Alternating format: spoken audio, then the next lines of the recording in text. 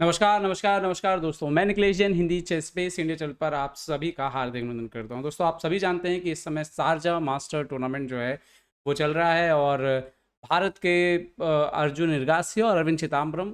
अरविंद आज लगातार दूसरा मुकाबला हार गए, बट इसके बावजूद भी वो टॉप 10 में फिनिश कर सकते हैं अगर अभी भी वो जीतते हैं आखिरी राउंड। अर्जुन के पास एक अच्छा चांस है, किसी संभावना के तहत वो टॉप 3 इवन चैंपियन भी बन सकते हैं। देखते हैं क्या होता है आखिरी राउंड में। बट आज मैं ये वीडियो लेकर के आया हूँ चैलेंजर सेक्शन को लीड कर रही भारत की 19 वर्षीय दिव्या देशमुख के बारे में, क्योंकि दिव्या फिलहाल चैलेंजर सेक्शन जिसमें करीब करीब 100 खिलाड़ी खेल रहे हैं और टोटल जो देश हैं वो कुछ 38 देशों के खिलाड़ी खेल रहे हैं। दिव्या इस टूर्नामेंट में छठे सीट खिलाड़ी थी। दिव्या ने टूर्नामेंट को शुरुआत किया 2440 रेटिंग के साथ और फिलहाल दिव्या लाइव रेटिंग में जो है वो मैं आपको बता दूं कि करीब करीब जो है दिव्या काफ़ी बेहतर कर रही हैं और लाइव रेटिंग में 2455, मतलब 2456 रेटिंग के आसपास है। और अगर हम देखें तो दिव्या, जो कि मुझे लगता है कि बहुत जल्दी भारतीय टीम घोषित की जाएगी, उस हिसाब से भी ओलंपियाड जो होने वाला है इस साल बुडापेस्ट में, आई थिंक अगस्त लास्ट या सितंबर ऐसे कुछ है डेट, उसके हिसाब से भी दिव्या ने ऑलरेडी अपनी, मुझे लगता है, जगह जो है वो पक्की कर ली है इंडियन टीम में। क्योंकि इसके बाद जो प्लेयर है वंतिका अग्रवाल, उनकी रेटिंग मेरे ख्याल से 2398 है। तो दिव्या ने काफ़ी 60 अंकों का करीब करीब मार्जिन जो है वो हासिल कर लिया है और मुझे लगता है कि दिव्या का चयनित होना ओलंपियाड की टीम में लगभग तय है। और एक ऐसी टीम बन सकती है जो टीम ने भारत को ऑनलाइन ओलंपियाड में स्वर्ण पदक दिलाया था, तब ऐसी ही टीम थी हम्पी, हरिका, और उस टीम में वैशाली भी थी, उस टीम में दिव्या भी थी, उस टीम में वंतिका भी थी। खैर, ये तो आगे की बात है।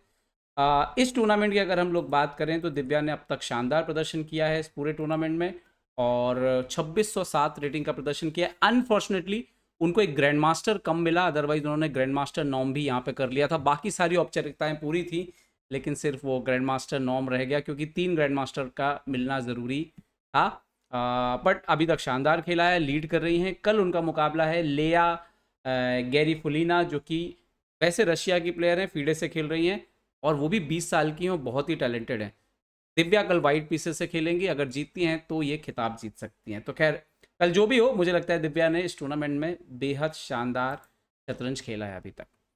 तो इस टूर्नामेंट में हमने एक गेम उनका चुना है और जो उनका खेलने का अंदाज है आपको समझ में आएगा और जिस तरह से वो खेल रही हैं, मुझे लगता है कि भारत को चौथा ग्रैंड मास्टर दिव्या वंतिका में से कोई भी हो सकता है, लेकिन दिव्या फिलहाल उस तरफ जो है बहुत तेज़ी से आगे बढ़ रही हैं।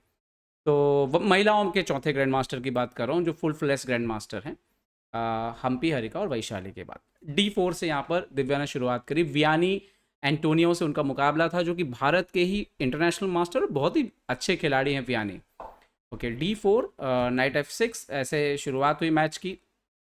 यहाँ पर दिव्या ने खेला C4, नाउ E6, यहाँ पर नाइट C3। सो निम्जो इंडियन ओपनिंग की उम्मीद थी, बट इन्होंने D5 वेरिएशन खेला। यहाँ पर एक्सचेंज होता है D5, CD5, ED5, bishop G5 variation यहाँ पर दिव्या खेलती है। C6 खेलते हैं वियानी, सॉलिड्स जो है स्टेटस रखते हैं और आप देख सकते हो कि यहाँ पर ये बिशप ऑलरेडी ओपन हो गया है लाइट कलर का। तो आप कह सकते हो ब्लैक ने एक ऐसी ओपनिंग की जहाँ पर उसके पीसेस खेल रहे हैं। Okay, E3, bishop E7, bishop D3। लेकिन इन सब के दौरान दिव्या ने अपने दोनों बिशप जो है वो अच्छे स्थानों पर लगा दिए थे। Okay, night BD7, night F3, castle और क्वीन C2 यहाँ पर दिव्या खेलती है H6 के पॉन पे नज़र रखते हुए। यहाँ पर जो ज़्यादातर देखा गया है वो H6 मूव हमने ज़्यादा देखा है, लेकिन वियानी यहाँ पे रुक 8 खेलते हैं, जो कि ठीक है। दिव्या कासल कर लेती हैं और अब वियानी खेलते हैं यहाँ पर H6। तो दिव्या जो जवाब देती है, दिव्या यहाँ पे खेलती है बिशप F4। ठीक है, और मुझे लगता है कि यहीं से वियानी जो है वो थोड़ा सा डिफेंसिव होना शुरू हो जाते हैं। जैसे यहाँ पर वो नाइट B6 वगैरह खेल सकते थे, अपने इस बिशप को गेम में लाने का प्लान कर सकते थे। यहाँ पर वाइट को शायद H3 करना पड़ता है, देन आप बिशप E6 खेल सकते हो। इस तरीके से खेला जा सकता है, लेकिन उन्होंने एक यहाँ पर नाइट F8 खेला और नाइट G6 से वो शायद आना चाह रहे हैं। ठीक है, तो दिव्या यहाँ पे मूव चुनती हैं, पहले तो H3, बिशप को G4 आने से रोकती हैं और उसके बाद ये खेलते हैं बिशप D6। तो दिव्या यहाँ पे चाल चुनाव करती हैं नाइट E5 और एक्सचेंज करने से मना कर देती हैं। बिशप यहाँ पर क्वीन आता है E7, तो वो खेलती हैं बिशप G3 और अब दिव्या की तैयारी है F4 खेलने की। ये पोजीशन पर वियानी फिर से नाइट को खेलते हैं, नाइट अपने दूसरे नाइट को मूव करते हैं D7 पर। जो मुझे लगता है कि जो गड़बड़ होना शुरू होती है वो यहीं से हो रही है। यहाँ पर उनके पास एक इंटरेस्टिंग मूव थी नाइट E4। आइडिया ये है कि knight E4, D4, bishop E4 and then you can play F6। आप फोर्स कर सकते हो कि इस नाइट को हटने के लिए। So if bishop goes G6, आप यहाँ पर इंटरेस्टिंग वेरिएशन था, मतलब एनालिसिस में जो दिखता है कि आप F इंटू E5 मार सकते हो, बिशप इंटू E8 अगर आता है, क्वीन इंटू E8। और ये पोजीशन इंटरेस्टिंग है ब्लैक के प्रोस्पेक्टिव से, क्योंकि आफ्टर D5 यहाँ पर even black will take bishop C7। और आप यहाँ पे देख सकते हो कि जो आपको एक एक्स्ट्रा यहाँ पर आपके रुक के बदले में आपके पास 2 माइनर पीसेस हैं, ब्लैक होल्ड कर सकता है ये पोजीशन। लेकिन खैर मैच में क्या हुआ, मैच में बिशप G3, इन्होंने खेला नाइट D7 और यहाँ पर F4 आ जाता है। और जैसे F4 आता है ये ऑलरेडी दिव्या के लिए प्लस पोजीशन होना शुरू हो गई थी। और इन्होंने यहाँ पे किया F6 और अब दिव्या खेलती हैं एक बेहतरीन चाल, बिशप H4। वो बोल रहे हैं कि भाई हम नाइट अभी नहीं हटा रहे हैं। अब यहाँ पर क्या खेला जा सकता था, यहाँ पर खेला जा सकता था नाइट B6। एक बार फिर से बात वही है कि इस बिशप को गेम में लेकर के आप आइए। वाइट शायद रुक F3 जा सकता है, क्योंकि अभी भी आप नाइट को नहीं मार सकते। And then may be G5, और ये इंटरेस्टिंग पोजीशन है बिशप G3। एंड अभी भी आप देखो कि अगर ये सोचे कि हम मारने की तरफ जाएं तो FE5 के बाद इनका बिशप जो है बिशप C7।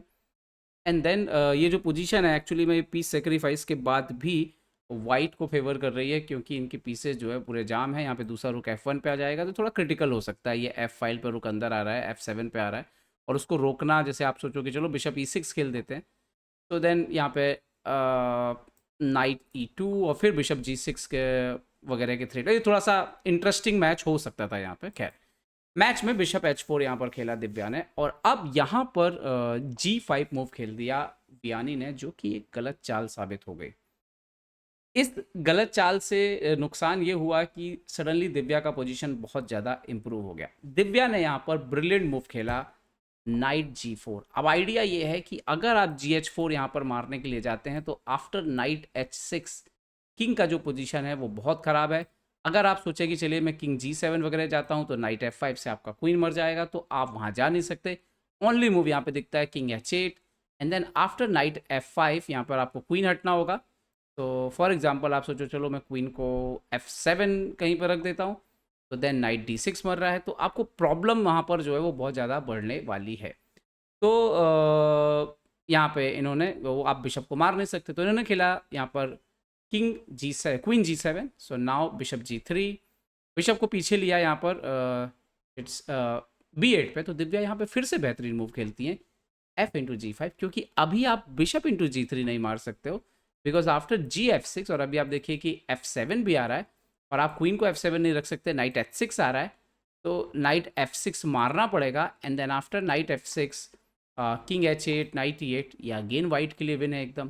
तो बढ़िया चाल खेली FG5 फिर से। यहाँ पर जैसे इन्होंने मारा FG5 तो बिशप से बिशप मारा, रुक आता है यहाँ पर B8 पे, सो क्वीन F2 लेकर के आया। अभी नाइट F6 फिर से आ सकता है फ्यूचर में इन्होंने, और F7 का भी थ्रेट हो सकता है फ्यूचर में नाइट H6 के बाद। यहाँ पर आप देख सकते हो क्वीन F7 नाइट H6, और या नाइट H6 क्वीन F7, और उसके बाद यहाँ पर आप देखिए कि ये चाल चलने के बाद ये चेक देके रुक को मारने का थ्रेट है। तो उन्होंने खेला रुक E7, so now queen G3, tempo लिया, रुक को हटाया, और नाउ रुक F5, नाइट आया H7, सो क्वीन अंदर आ गया D6। तो लगातार मोहरे जैसे इंप्रूव कर रही थी और सही टैक्टिकल अंदाज़ा लगा रही थी। बहुत ही बढ़िया चेस उन्होंने खेला है कल। नाइट F8, उसके बाद रुक, ये रुक एक्सचेंज भी बहुत ज़बरदस्त था कि अगर आप एक्सचेंज करते हैं इस रुक को, यहाँ पर मान लीजिए कि आप रुक इंटू E5 मारते हैं तो पहले आएगा बिशप इंटू H7, आप आइए मान लीजिए कि नाइट H7, तो नाइट H6 का थ्रेड है पहले, बाद में हम रुक को मारेंगे। तो बहुत सारे थ्रेड थे यहाँ पर।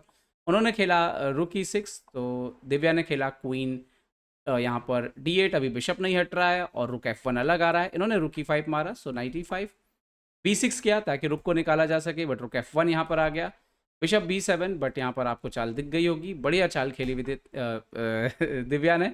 Bishop into H7, king into H7 और क्वीन D6, और यहाँ पर अभी रुक जो है वो F7 पे आ रहा है, तो किंग वापस गया यहाँ पर G8, बट एनीवे रुक F7 पे आया, क्वीन F7, और ये पोजीशन आई जहाँ पर रिज़ाइन कर दिया व्यानी ने, क्योंकि अब तो बिशप ही मर रहा था। तो बढ़िया चेस खेला है, मैंने थोड़ा जो डीप एनालाइज़ किया वो इसलिए किया ये बताने के लिए कि दिव्या कितना अच्छा चेस जो है वो खेल रही थी, कैलकुलेशन कितना अच्छा चल रहा है।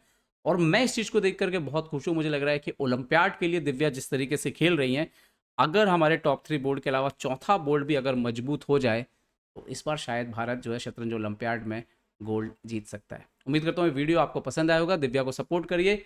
हो सकता है कि कल जब आप हम ये वीडियो देखें, आप लोग कल शाम तक देखें, तो दिव्या शायद इतिहास रच चुकी हों और शारजा चैलेंजर का खिताब जीत लें। आसान नहीं है किसी महिला खिलाड़ी के लिए, वुमेन प्लेयर के लिए, जो ओपन टूर्नामेंट खेलना जहाँ पर पुरुषों की संख्या 90% से अधिक है, वहाँ पर आप खेलें और कोई महिला खिलाड़ी जो है वो टूर्नामेंट जीते। वो ये टूर्नामेंट भी बहुत मजबूत है, बहुत सारे IMGM खेल रहे हैं इसमें भी। तो मुझे लगता है कि बड़ी बात है इवन लास्ट राउंड के पहले तक टूर्नामेंट को लीड करना। उम्मीद करता हूँ ये वीडियो आपको पसंद आया होगा। पसंद आया तो लाइक शेयर और सब्सक्राइब करना ना भूलें। देखते रहिए chess base India. Chess base India के लिए मैं निखिलेश जैन। जय हिंद दोस्तों।